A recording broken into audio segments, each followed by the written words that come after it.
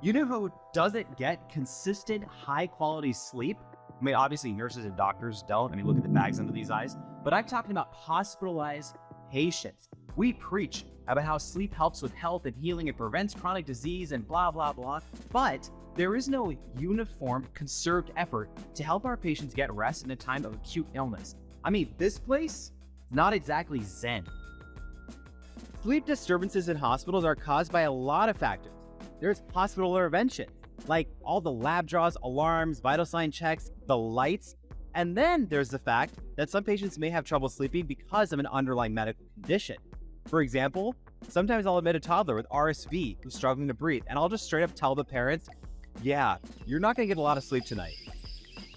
Real quick, let's go back to those lab draws. When you order a test on the computer, what does the time default to? Like 4 a.m., 6 a.m.?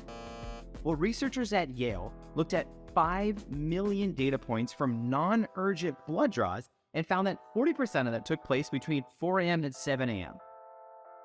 Okay, for non-urgent lab draws, do they really need to take place that early?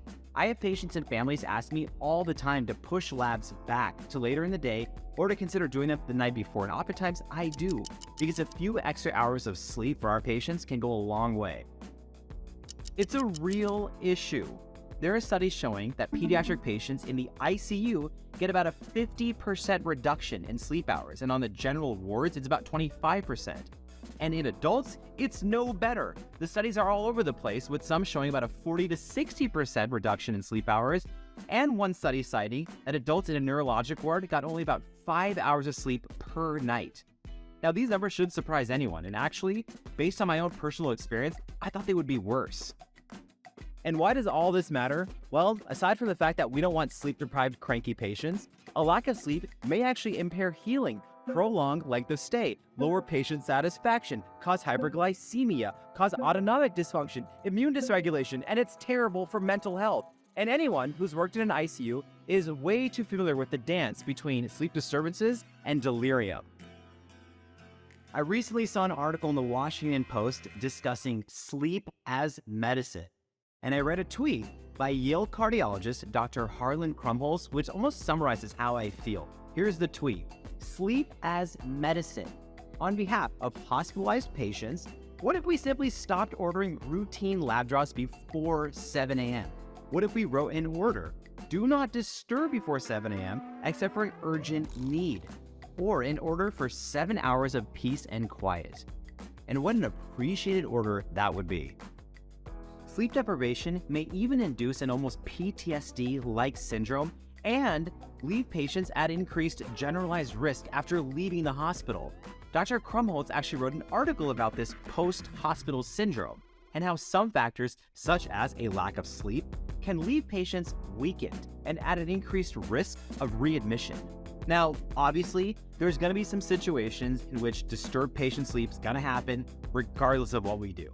But I don't understand why better quality sleep isn't a front and center priority for hospitals or some metric we attempt to follow. We can and should get creative at reducing middle-of-the-night hospital interventions while making sure that we're paying attention to medical reasons for disturbed sleep, such as pain control and addressing underlying sleep disorders. There's even some small changes we can make on our own workflow to address this. Let's say, for example, a patient comes into the emergency department at 9 p.m. They get seen by nursing staff, then by trainees, then by an emergency medicine attending. Then there's a decision to admit the patient to the hospital. Transport comes, they get seen by more nurses, by more trainees, then by a hospitalist. Let's say it's now 2 or 3 a.m. The patient then gets a glorious few hours of sleep before vital signs, potentially lab draws, alarm bells, morning rounds. There has to be a way to streamline this process, especially in non-critical patients. What are your ideas and thoughts about disrupted patient sleep? And why does it feel like hospitals don't care about this as much as they should? Or maybe yours does. Regardless, I want to hear from you. Comment below.